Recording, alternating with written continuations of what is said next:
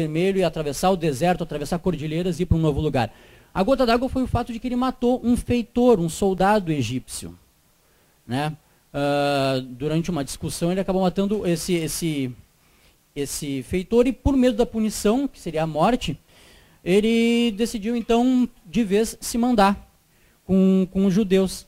Então, notem, no Êxodo, depois de sair do Egito, o primeiro lugar onde o Moisés se estabelece é numa serra, uma região montanhosa chamada Midian, que vem do hebraico e quer dizer justamente julgamento ou contenda.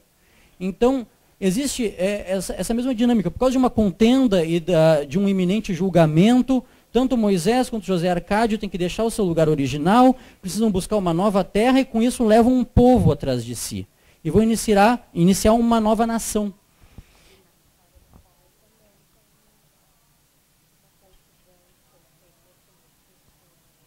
A Rosângela que está me contando, me chamando a atenção para um outro dos detalhes que eu vou falar também, que é a confusão, ou não a confusão, mas digamos a natural intersecção que há entre a ficção do Gabriel e a vida dele. Há uma história também do pai dele, de que ele teria se envolvido com uma outra mulher, e que, portanto, ele também tinha que se mudar, trocar de cidade por causa dessas escapadas, desses adultérios, né?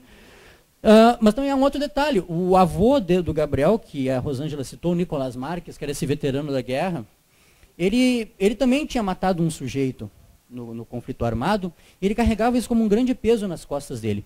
Ele saía para passear com o Gabriel, levar ele para ver coisas interessantes, como o gelo, por exemplo, e às vezes no meio da rua ele parava assim, como se tivesse sentido uma dor, tinha um estremecimento, e dizia para o menino: o que foi, vô? Ele dizia: não, tu não sabe qual é o peso de carregar um homem morto. Então, de vez em quando, essa memória assaltava ele de uma maneira muito forte. E então, notem como as intersecções entre a vida do Gabriel, a ficção do Gabriel, essa ficção de todos nós, ou esse mito de todos nós, que é a Bíblia, são muitas, né? Existem outros episódios também mais pontuais, como, por exemplo, uma personagem da família, que é Remédios, a Bela, que ascende aos céus em corpo e espírito, assim como faz a Virgem Maria em dado momento da Bíblia, né? Então, há, de fato, uma série de confluências nessas duas narrativas. Mas o José Arcádio, que é esse fundador de Macondo, ele tem ainda mais coisas em comum com personagens bíblicos. O próprio nome José Arcádio. Esse José, ele está aí, a meu ver, por duas razões. Ele é tanto José, pai de Jesus, o patriarca do que a tradição cristã chama de Santa Família, né? Ele está ali como um símbolo do patriarca, o pai da família, né? O pai, e família com letra maiúscula aí nesse caso. Mas também ele está aí como uma representação, quem sabe, do José, aquele do Velho Testamento, que esteve preso, cativo na corte do faraó no Egito, e que interpretava os sonhos do faraó, né? O José foi aquele que interpretou para o faraó o famoso sonho das 7 vacas gordas, das 7 vacas magras, e o próprio nome da vila, do vilarejo que eles acabam fundando, José Arcádio e sua esposa Úrsula, o Macondo, ele surge por José Arcádio numa revelação, num sonho, em que ele enxerga um vilarejo todo com casas de paredes transparentes, pergunta para alguém qual é o nome desse lugar, essa pessoa responde com essa palavra enigmática, Macondo. Então, a questão dos sonhos está muito presente também. E aí a gente pode acabar caindo um pouco também, mais uma vez, na questão da biografia, né, do influxo biográfico que ele sempre carregam os textos do Gabriel Garcia Marques. Ele realmente nasceu nessa aldeia de Aracataca, que em boa medida é a Macondo dos livros dele. Ele passou uma boa parte da sua juventude em Barranquilha, que é onde nasceu Shakira, importante lembrar isso. Né, que inclusive a convite dele, Gabriel Garcia Marques, fez a trilha sonora para o filme dos Amor nos Tempos do Cólera. Sim, ela compôs uma canção para essa produção cinematográfica. E estava cantando Waka Waka agora na Copa, vocês viram. E ele passou boa parte da juventude em Barranquilha, mas depois, numa certa época, ele foi mandado para uma parte da Colômbia que ele não conhecia. Porque a Colômbia, ao norte, ela tem aquela parte mais caribenha, né, mais tropical, mais calorenta, onde fica Barranquilha, Aracataca. Mas mais ao sul tem uma região toda mais montanhosa, mais sombria, que era estranha ao Gabriel. que é lá onde fica Bogotá, inclusive. Ele foi mandado para o Liceu Nacional para estudar, e nesse liceu ele tinha um diretor que era um cara assim muito dado às letras e também gostava de escrever, e ele, vendo o interesse do pequeno Gabriel em literatura, fomentava as leituras do menino com coisas até não muito ortodoxas, assim, né?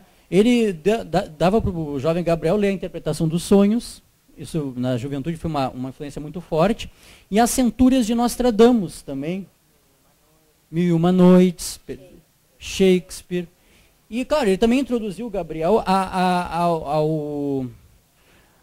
vários autores que ajudaram a, digamos assim, dar as características do que viria a ser a literatura latino-americana. Aqueles autores primordiais, como Rubem Darío, poeta da Nicarágua, que foi a primeira voz original, digamos assim, dentro da literatura latina, né, como se chama, e que, junto com, por exemplo, Borges e Neruda, ajudou a pavimentar e articular a fala dos escritores latino-americanos e abriu a estrada para todo mundo que veio depois, como Vargas Llosa, o próprio Gabriel. Então, o que acontece? Acontece que, então, é importante notar como as leituras também fomentaram muito do que viria a ser a produção literária do Gabriel Garcia Marques. E eu já comecei a roçar, saindo da estrutura bíblica, comecei a roçar num segundo ponto que eu gosto muito, que é a questão do incesto. Porque agora, fazendo uma propaganda um pouco, também, de novo, quem leu a minha vasta obra de 2 romances, já percebeu que Solenário ele é calcado nessa questão do incesto. É uma família que é marcada também por esse estigma das relações incestuosas.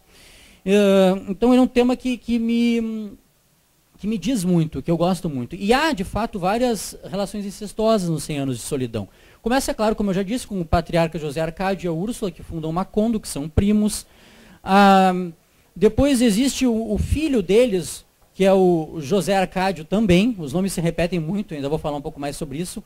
O filho do José Arcádio Buendia Patriarca, o José Arcádio, e normalmente ele só é distinguido pela ausência do sobrenome dentro do livro, ele acaba tendo um relacionamento com uma irmã adotiva, chamada Rebeca, a Rebeca Montiel.